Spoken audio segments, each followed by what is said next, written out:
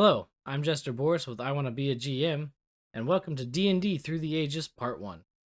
This video series explores the differences in the Dungeons & Dragons editions. We start with the White Box from 1974, and we go all the way through Dungeons & Dragons 5th edition, the game that we're all playing today.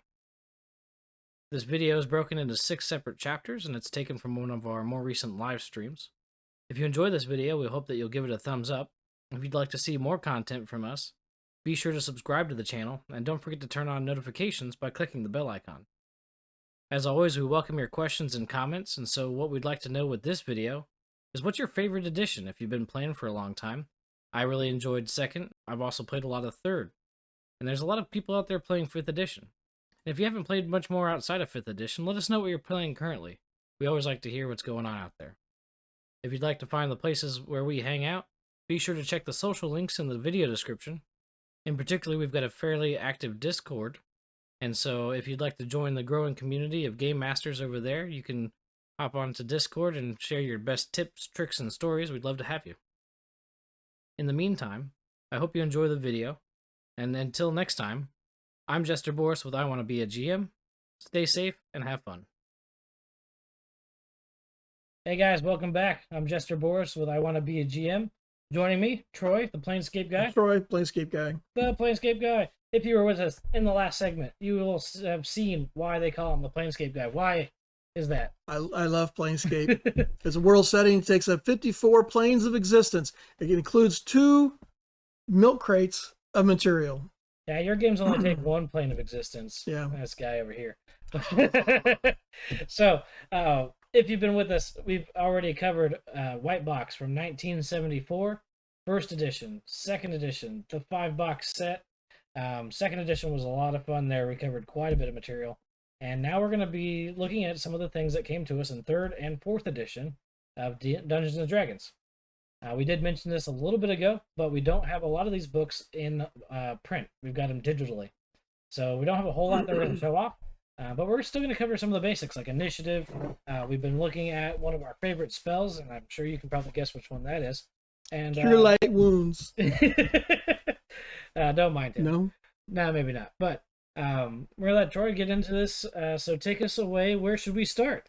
Well, I think we're going to start with initiative, because initiative! That gets everything started. Yeah. A lot of people don't like to hear their DM say that. But in 3rd edition, to determine the initiative, okay, so I'm going to read this right out of the book, so please bear with me. Before the first round, each player will make an initiative check for his or her character. The DM makes an initiative check for the opponents. Initiative check is a dex check plus your dexterity modifier. So you roll a die 20, add your dex modifier. Characters then act in order of highest to lowest, with the check applying to all rounds of that combat. So it's very similar to 5th edition. Yeah, it's not like this is where they established what we see in 5th edition, essentially. But it also tells you a little bit about what's changed in 3rd. So 3rd edition came out, when was that again? 3rd edition hit the shelves in 2000. And also, 3rd edition is where Wizards of the Coast started running the game. Yeah, so everything that we had talked about until now was all ran by TSR. Once Wizards of the Coast bought that company, their first offering on D&D was D&D 3.0, and the system, core mechanics were completely different. So we've got skills lists, feats and talents were introduced that were the sort of main way that you customize your character. Yeah, there were a lot of changes made from 1st and 2nd edition when they brought out 3rd. So it was a different. Not that the game was any different, as we've seen so far. The spirit of the game is definitely there. Still there. The mechanics of the game were different. So those of us who played from the beginning, when 3rd edition came around, there's so many changes that we were turned off by it. But a lot of players who were new to the game that walked into 3rd edition didn't have that bad taste in their mouth for all the changes. There was still a lot of people that converted. It's a fantastic system, and but as Troy reads that, read that again there with initiative. And it gives you an idea of sort of how the game was different. The initiative is your dex check. It's a die 20 plus dexterity modifier. So up to this point, so let's say in 2nd edition, by the book. We had a die 10 for the players, a die 10 for monsters, and the lowest went first, applying modifiers if needed. And we also had first edition was a die 6 for the party and die 6 for the monsters, rolled each round. So third edition really changed the initiative, because now you're doing a die 20 plus your dex bonus, and higher number starts. So it's complete different way to determine your initiative. Yeah, and so third edition was kind of nice in that the math moves all the same direction, but it was a little interesting where initiative became essentially a character's skill, and so there was a lot of ways you could modify that or affect that. You could to ensure that you went first or that sort of thing, and that's, well, it's not new where that stands for the whole turn order or for the whole combat. It's one of the things where as we start to see initiatives broaden out of the scope of the characters on the table, you'd always have this guy's going first and this guy's maybe in the middle. So it was just a bit different in the way that the game itself actually played, but a lot of cool changes. Some of the systems that came out of this, though, Pathfinder, which we're now in the second edition of Pathfinder, they had D20 Modern, they had a D20 Star Wars, and then the Sagas edition. A lot of games that we are playing now sort of branched off of the changes that Wizards made for D&D 3.0 and 3.5. So one of the things that Troy's looking up right now is the spells that we were talking about. And it looks like his computer's fighting him. Fight him, computer! Get him! Hey, my computer does not need any assistance from the peanut gallery over there. Initiative. It just so happens that the PDF of this book is non-searchable. So please bear with. I do have page numbers written down, but yeah, it's all good. You just need to improve your initiative modifier. Hey, fella. It's all good. We're all low dex GMs. Hey. Low dex you, but in third edition, though, the core classes remain fighter, cleric, paladin. We do see the addition of sorcerer, and monk becomes more of a central feature to the game system. While that was available in some of the expanded content for first and second. First edition Anarch Arcana as a monk. But we see it in the player's handbook in third edition. Yes. So definitely some incorporating a lot of the expanded content into the core of the game. We see that again now with 5th edition, where a lot of that expanded content is coming into the core of the game. The standard races were still available. We didn't have anything cool like Dragonborn, but we did start to see some of the Planescape stuff crossover, where you had Aasimar, Genasi, and Tiefling were more common than they used to be. I can't find spells. Let's see. It was going to be chapter 11. There it is. So scroll up a little bit. There you go, 11, page 181. Oh, there they are. Shut up. That's the page I went to, 192, and they're not there. Or successfully used to aid another. Yeah. That's the list. You're looking for the descriptions? Yeah. Wise guy. That's all good. So, one of the other things that we were looking at. There you go. That was longsword.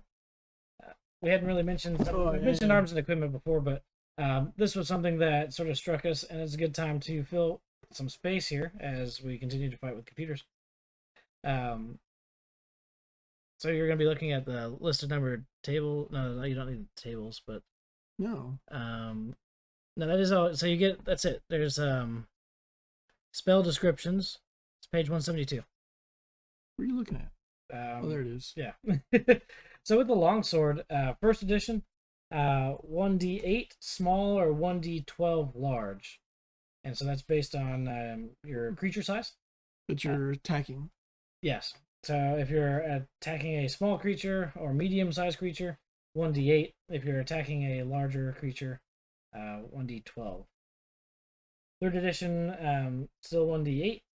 fourth and fifth are 1d8s as well. So that's one of the sort of standards that hasn't changed across the game systems. So unfortunately, if you're a fighter, you haven't really got, more powerful weapons. As we've seen a little bit with spells, your spells have sort of varied wildly, but wizards have always been pretty OP on that regard. So, sorry, fighters, your sword is just 1d8. Which in my game, I make it a die 10. Mm-hmm.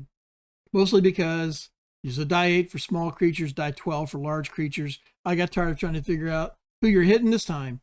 So just a die 10 because I'm lazy. Well, it keeps things pretty easy. Yeah. This is breaking it all out into domains and druid and... Yeah, it's one of the things that I wasn't very big fan of, actually, with 3rd edition was some of the ways the books were laid out. This is still just spell lists. It's not actual descriptions of. I don't know what to tell you. Should have wrote it down. Well, I thought I wrote it down. It's all good. But I guess I was wrong. Your computer deleted it. Roll a die 20. Roll a d20. Initiatives. What's your perception check? I failed that. Let me tell you. Here we go. Maybe this is... Okay, there here you we get go. into them. Now I'm getting into Now them. they're alphabetical. Alphabetical. Let's hope that they're, oh hell, anti-plant. So, 3rd edition carries on as 2nd edition did in their spells using verbal, semantic, and material components. Yes. Don't believe that the material components changed in 3rd edition, but some of them have always been interesting, like a diamond worth 500 gold pieces for when your buddy dies. 3rd edition, though, marked a departure in hit points. Your characters were much more survivable when it came to the lower levels versus the earlier editions. So that was a pleasant change. Scrolling. I think they also introduced the universal level cap in 3rd, didn't they? Yeah, everything got standardized to 20, which has been pretty standard before that. But we did get expansions later for epic levels, up to 40, which was pretty cool. So if you ever ended up in an epic level campaign, you did some pretty wild stuff. Let me see if I can help you out there.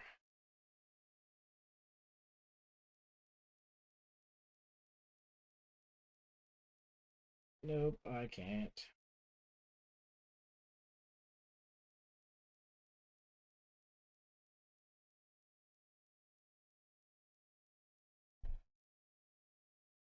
There's a lot. There you go.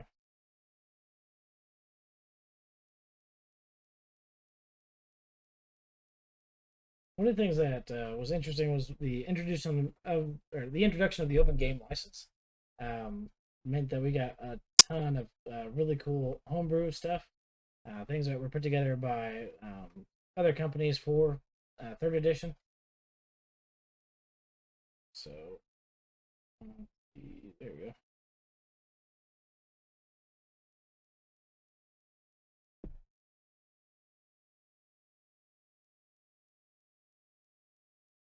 Found it. Got it, finally. Yeah, on page 232. That's what I wrote down, but that's not where... Oh, shit. I'll write it down again. All right, so for those of you following along at home, page 232, Player's Handbook, 3rd edition, we have got Fireball. It is 1 die 6 per level with a max of 10. So that's right out of 2nd edition, where, again, Fireball's been capped at 10d6. Yep. And it's a 3rd level spell. 5th level would be the first time you get a 3rd level spell slot. So we're going to start at 5d6 with a power. And here is a big change. The range is now 400 feet plus 40 foot per level. That's quite big. Well, yeah, because it was 250 foot, and then one time it was 300 foot. Then one time it was less than that because they measured it in yards. Yeah. 10 yards plus something. So this is a further range that you're throwing. It's 400 feet That's greater than a football field. Yeah. So that's a long way. That's bigger than most of your battle maps. Yeah. It is. It is. So that's pretty nice. We got some enhancements there to Fireball in terms of range, but damage stayed about what we saw in 2nd edition, including the damage cap at 10d10. Or sorry, 10d6. Yeah, 10d6. Yep. I'm trying to go and d10 some people to death. You didn't play much in 3rd edition. You were still running a lot of 2nd edition at the time it was coming out. I stayed 2nd edition mostly because of the sheer volume of material that I have in it. Yeah. And players that I played with, mostly still is in the Army. And we all played 1st and 2nd edition because that's what we had. And when 3rd edition was coming out, and I remember we bought 1 or 2 players' handbooks, and we don't care for the way it was laid out. And it's one of the things that you mentioned. Yeah. All the spells even are laid out. They're in alphabetical order, but they take the cleric, rangers, magic users, all of them, and group them all together. So it makes them very difficult to find. Yeah, it wasn't There's the best. just a number. reference, but- It's it's 6 of one, half a dozen of the other. Now you did play in the Star Wars Sagas game, Yes, and so you got to see a little bit of how they put characters together with feats and talents. yes, and the feats and talents that they use there are, I can see some similarities in 3rd Right. edition, but I'd rather play Star Wars. Star Wars is a lot more fun, I think. So over on the pedestal, you guys would have seen that we had the Dungeon Master's Guide, Monsters Manual, and then we did get a lot of cool supplemental books where there's the Player's Guide to Faerun. So, Yeah. Forgotten Realms has come out sort of middle of 2nd edition and was still hugely popular. So the Player's Guide to Faerun was a really good player's resource, primer on the races and cultures, and helped you create a character out of that world setting without having to have the box set material of your own. So it was very cool. And one of the things I did like was the art. It's very easy to identify a 3rd edition book. Yes. So 1st edition, 2nd edition, you put them right next to each other, 1st, 3rd, 4th, all of them, and Yeah. you can just look at the front page and you know it's different. absolutely. It's like we're a little cocked to the side there. So some of your basics in 3rd edition. Again, a lot of you guys have probably played that. I played some of the systems that came out of there. I'm a huge fan of the character customization. It got wild though when you could have a dwarf weapon master with scimitars crit on a 12 to 20. I mean, and attack 5 times around and all sorts of crazy stuff. Yeah, I've read that about how different weapons crit different. Yeah, they had critical threat ranges. So Yeah. critical. This was one of the big things that was crazy about 3rd edition is you roll a natural 20. You didn't critically hit. You critically threat. Roll it again. If you got another natural 20, you critically hit. That'd make it so rare. Yes, until your critical threat range is 12 to 20. Yeah. And then you roll the die and you get it in that 12 to 20 again, and now you've critically hit. And then you can attack 4 more times. And you were just like a dwarf blender of critical hits. It was insanity. A lot of fun. If Yeah.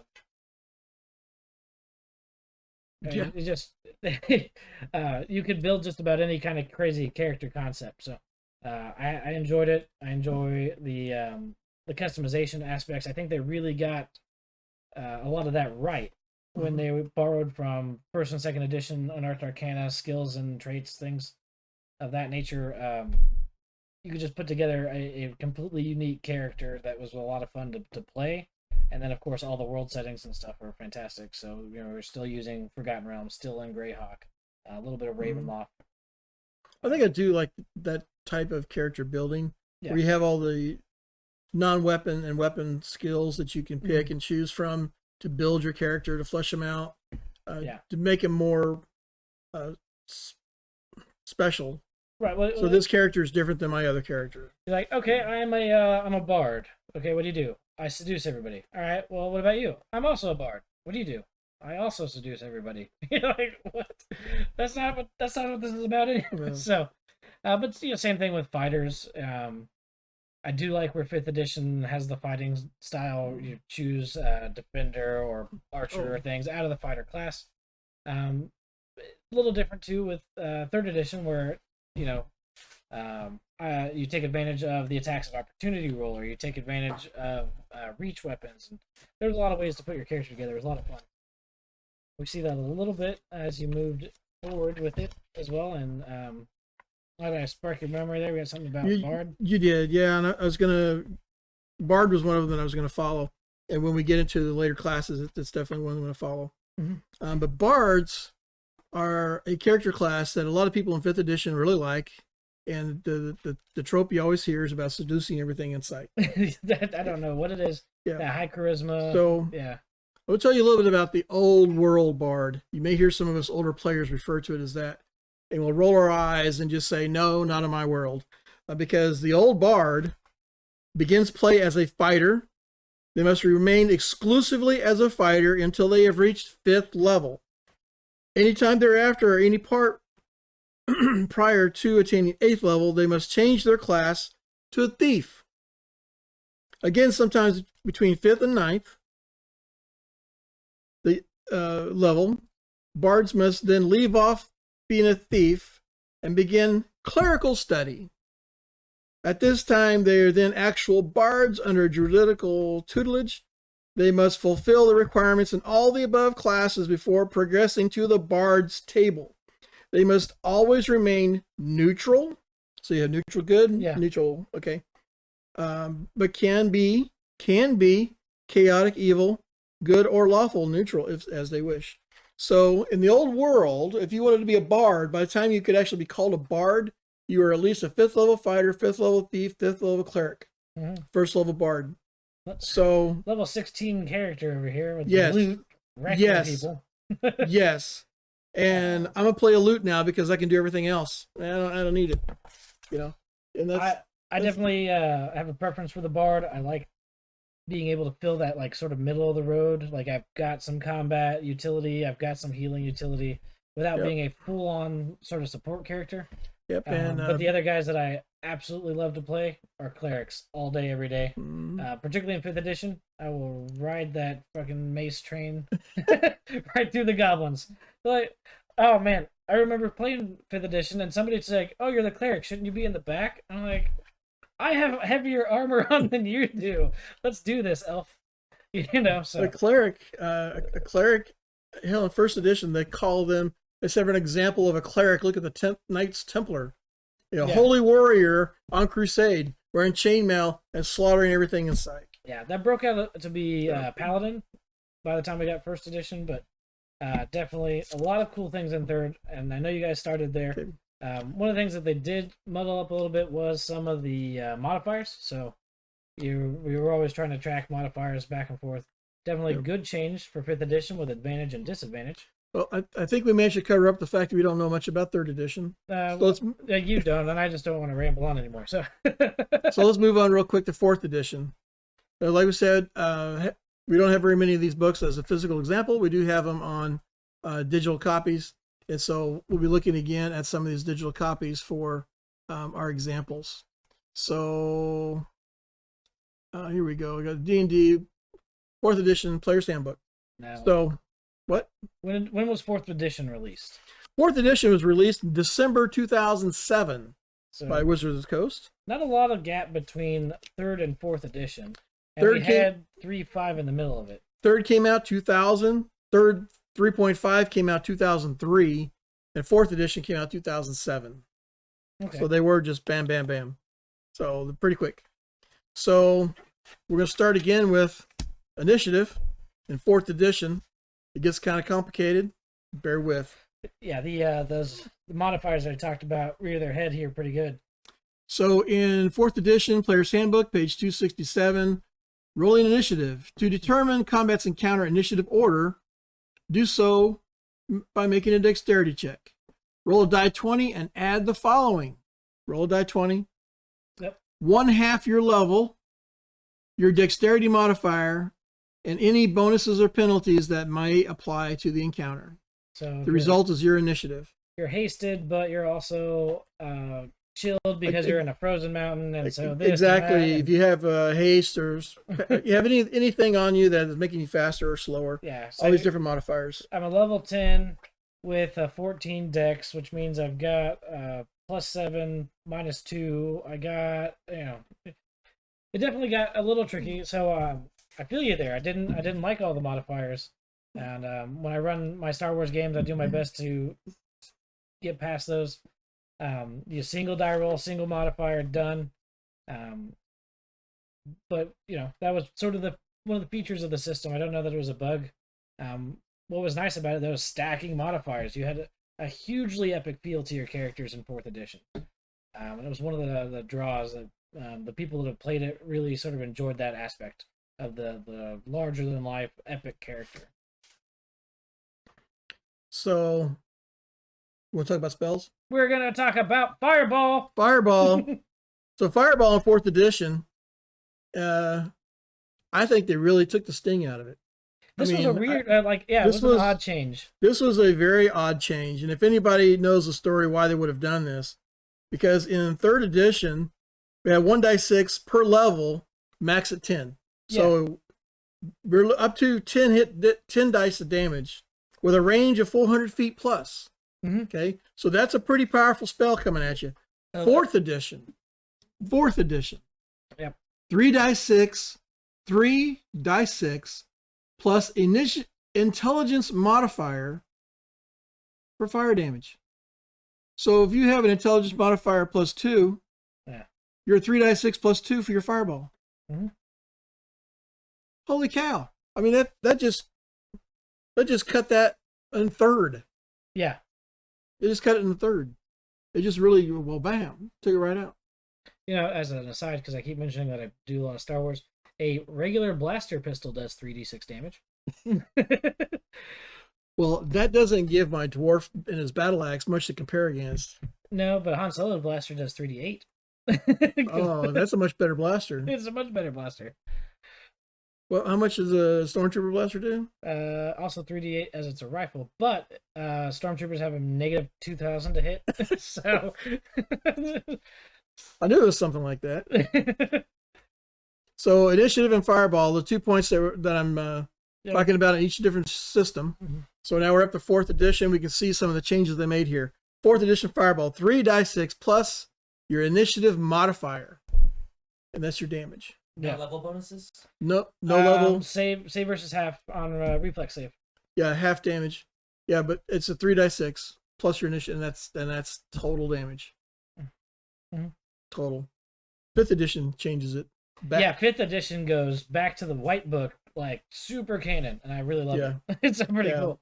Somebody realized that's not a fireball spell. No. I don't know what that is, but that's not fireball. We have that handy yet? So what? Well, because we've basically kind of gone through 4th edition, and it's we're moving through 4th edition as fast as 4th edition moved through the market. Well, it was out for 7 years. 5th edition came out in July 2014, so it was for 7 years. I think 4th edition suffered for 3rd edition, 2nd edition players that didn't transfer. I think 4th edition had a lot of 3rd edition guys that didn't transfer, because we did get a lot of really cool books and content for 3rd edition. Yeah. So like I showed you with the Player's Guide to Faerun, a lot of those things were there. And so if you bought into 3rd edition, and then there was, a lot to go for, it was really cool. 4th edition didn't offer that much, and so people sort of stuck with 3rd, skipped 4th, and now we've got 5th, where they've done a lot to sort of streamline the things people complained about with 3rd, all the modifiers and the nonsense. Yeah, there's a lot of things that changed up again. But that's 3rd and 4th, I have to admit I'm most weak on, because I didn't. 3rd, I remember playing very, very little. Yeah. 4th, I never even touched. In fact, doing the research for this and for these other shows that we're doing, that's the most reading I've done in the books, and I'm like, wow, this is. Now, had I started in 3rd or 4th edition, you've been just fine as an experienced player. Yeah. Because every time they came out with another version, it's like they didn't change everything until like another. Well, the big change was between 2nd and 3rd edition. Absolutely. So everything white box to 2nd, sort of was a followed the building. same, yeah, like building on its. Building on it. Building Wizards on it. got it, and the mechanics changed. Yeah, the Again, third we edition. mentioned like the yeah. themes and the spirit; those are all there. They're awesome. They've been there since the beginning, and I applaud Wizards for maintaining that in the game. But that's where the break was. So we got third edition as like rule set part 2 as we're building through on that. Yeah, they came out with multiple players' handbook. I don't know. It was definitely interesting. But Well, like I think, said, I found that in doing the research and reading all these different things, doing for these shows. But yeah, that's definitely a successful system. Again, we've spawned things like Pathfinder, D20 Modern. There was a whole lot of stuff that came out of it, and it was all really cool. So as we get into 5th edition, what are we looking at? they do 5th edition separate. So we're going to come back and do that. We're gonna come back and do that. All right, so we're going to come back into 5th. That's right, we've got to get all the books out. Gotta get the books out. Yeah. So Like you can't roll initiative without having the books out. So this is we're gonna wrap up 3rd and 4th edition here just real quick. And again, I want to say thanks for watching us here on Twitch, Discord, and YouTube. Please like and subscribe to anything that you see. You can email us at social at griffinskeep.us. Yeah. And you can send me a Planescape guy at Gmail. Yep. You can also talk to us on Discord. We're there quite a bit. Yeah, we've got a community of game masters over there that help each other out. So, if you need a hand, join it. If you think you can help out, join it. We'll be glad to have you. There's no blocks. There's some real talented people out there. Oh man, we were helping Cowboy with his. He's developing his own world setting, and there's really cool familiar. So if you guys want to see it, come on over to Discord. It's awesome. Yes. So. I want to be a GM. Twitch, Discord, and YouTube. Yeah. We'll see you soon. This is Troy. Catch you later. Jester, Borris. We'll see you on the other side of the break.